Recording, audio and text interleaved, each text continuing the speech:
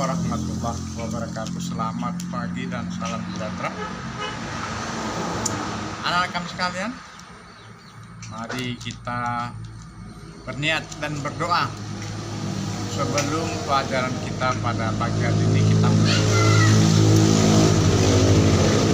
Mudah-mudahan dengan adanya niat dan doa yang kita lantunkan, Allah Subhanahu wa Ta'ala berkenan melindungi kita, membawa kita, membimbing kita untuk menuju ke jalan yang sukses. Amin. Anak kami sekalian, hari ini kita bertemu dalam pertemuan yang ke-13 bidang studi etika profesi kelas 10 akuntansi. Pada pertemuan yang lalu, judul pembahasan kita adalah kecelakaan dan keselamatan di lingkungan kerja. Itu judul kita, dan hari ini kita masih akan berbicara tentang judul itu, ya. Nah, dari judul ini yang sudah kita bahas adalah A. Kecelakaan kerja. Kemudian yang B-nya, ya, yang B-nya jenis-jenis kecelakaan kerja.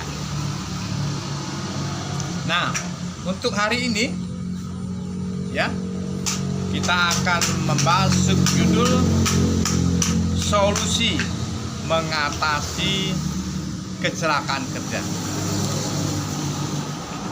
Ya, solusinya bagaimana supaya kecelakaan kerja itu tidak terjadi? Ya, ini perlu, ya. Sehingga dengan demikian, dengan memahami hal-hal yang kita bicarakan ini, maka kita akan bisa mendapatkan, ya, manfaat, sehingga kecelakaan itu sendiri bisa, ya, kita kurangi, dan kalau bisa jangan sampai terjadi. Baik, anak-anak kami sekalian, bagaimana solusi mengatasi kecelakaan kerja? Yang pertama, 1. Tata ruang kerja yang baik adalah tata ruang kerja yang bisa mencegah timbulnya gangguan keamanan dan keselamatan kerja bagi semua orang yang ada di lingkungan kerja itu sendiri. Barang-barang dalam ruang kerja harus ditempatkan sedemikian rupa sehingga bisa dihindarkan dari gangguan yang ditimbulkan orang-orang yang berlalu lalang di sekitarnya. Jalan-jalan yang dipergunakan untuk lalu lalang juga harus diberi tanda, misalnya dengan garis putih atau kuning, dan tidak boleh dipergunakan untuk meletakkan barang-barang tidak pada tempatnya. Kalau perlu dengan bacaan-bacaan tertentu. Jadi ruang kerja itu ditata sedemikian rupa, ya, ditata, ditempatkan segala sesuatunya menurut tempatnya, ya. Dengan demikian, ya, ini adalah merupakan bagaimana, ya, agar kecelakaan kerja itu bisa terjadi sekecil mungkin, bahkan kalau perlu jangan sampai terjadi. Kaleng-kaleng yang mudah bocor atau mudah terbakar harus ditempatkan di tempat yang tidak beresiko kebocoran. Jika perusahaan yang bersangkutan mengeluarkan sisa produksi berupa uap, maka faktor penglihatan dan sirkulasi udara di ruang kerja juga harus diperhatikan. Ya, tadi yang kita bicarakan adalah tata ruang kerja. Berarti tempat pekerjaan itu berada di ruang tertentu. Ya, sekali lagi, kalau tadi kita membicarakan tempat kerja, ya, tempatnya bagaimana, ya, apakah dalam suatu ruangan tertutup atau ruangan terbuka? Kalau di ruangan yang tertutup, berarti diperlukan ventilasi atau, ya, sirkulasi udara. Kalau kita bekerja di dekat mesin, sementara di sebelahnya adalah tempat lalu lalang orang kerja, bagaimana supaya tidak terjadi kecelakaan? Ya, Ya bisa saja ya pada bagian mesin tertentu itu diberi pembatas atau pagar, semacam pagar. Kemudian yang kedua, pakaian kerja. Pakaian kerja sebaiknya tidak terlalu ketat dan tidak pula terlalu longgar. Ya. Dalam bekerja diperlukan pakaian khusus. Sekali lagi, dalam bekerja diperlukan pakaian khusus. Ya. Nah, agar ketika kita melakukan gerakan atau aktivitas pakaian tersebut tidak mengganggu, maka pakaian itu harus dirancang agar tidak terlalu ketat. Ya. Dan juga jangan terlalu longgar. Karena dengan terlalu besarnya pakaian yang kita pakai atau berlebih, ya, nah, ini juga bisa menimbulkan kecelakaan. Ya. Jadi pakaian kerja pun dia harus spesialisasi atau khusus. Ya. Harus dirancang sedemikian rupa. Nah, yang menyangkut pakaian bisa saja ya. Bisa saja dengan sepatu misalnya. Sepatu juga harus dirancang sedemikian rupa.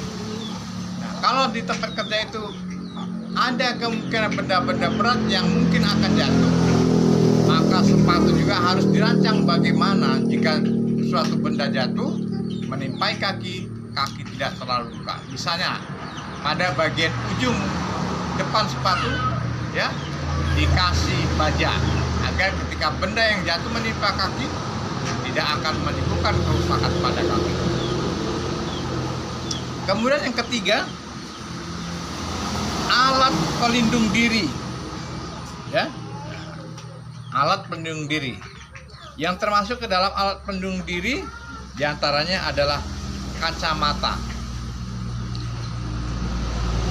Ya, kacamata. Kacamata ini juga dirancang secara khusus. Bisa kacamata yang dirancang bagaimana supaya kita terhindar dari sinar yang berbahaya. Bisa juga dirancang dari ya kacamata bagaimana supaya tidak terpengaruh kepada debu. Nah, jadi dilihat kondisinya apa yang mau dilindungi. Ya. Kemudian ada masker. Ya, zaman Covid masker ini sangat diperlukan. Kemudian sarung tangan. Ya, sarung tangan. Sepatu. Nih. Alat pelindung diri ini sangat penting untuk menghindari atau mengurangi resiko kecelakaan kerja. Ya, tetapi sayangnya para pekerja terkadang enggan memakai alat pelindung diri karena terkesan merepotkan atau justru mengganggu aktivitas kerja. Bisa juga karena perusahaan memang tidak menyediakan alat pelindung diri itu sendiri. Nah, ini masalah. Ya, masalah. Misalnya sepeda motor. Ada beberapa alat pelindung diri yang terdapat pada sepeda motor. Misalnya kaca spion. Tapi kita bisa melihat seberapa banyak jumlah sepeda motor yang ada dan seberapa banyak pula jumlah sepeda motor yang mempergunakan kaca spion. Jadi kaca spion itu juga termasuk alat pelindung diri. Yang keempat, di lingkungan kerja meliputi faktor udara, suara, cahaya, warna. Udara yang baik dalam satu ruangan kerja juga akan berpengaruh pada aktivitas kerja. Ya, udara yang baik dalam suatu ruangan kerja juga akan berpengaruh pada aktivitas kerja. Kalau udaranya menyesakkan orang yang bekerja, itu orang tidak akan bisa bekerja dengan baik. Ya, nah, itu maksudnya seperti itu. Kadar udara tidak boleh terlalu banyak mengandung CO2, karbon. Ventilasi dan AC juga harus diperhatikan termasuk sirkulasi pegawai dan banyaknya pegawai dalam satu ruangan kerja. Artinya begini ya, kalau ruangan kerja itu kecil, ya tentu tidak boleh jumlah pekerja itu terlalu banyak di ruangan tersebut. Ya, kemudian apakah ruangan kerja itu perlu memakai AC atau tidak? Apakah cukup dengan ventilasi alami, misalnya dengan jendela? Ini juga menjadi perhitungan.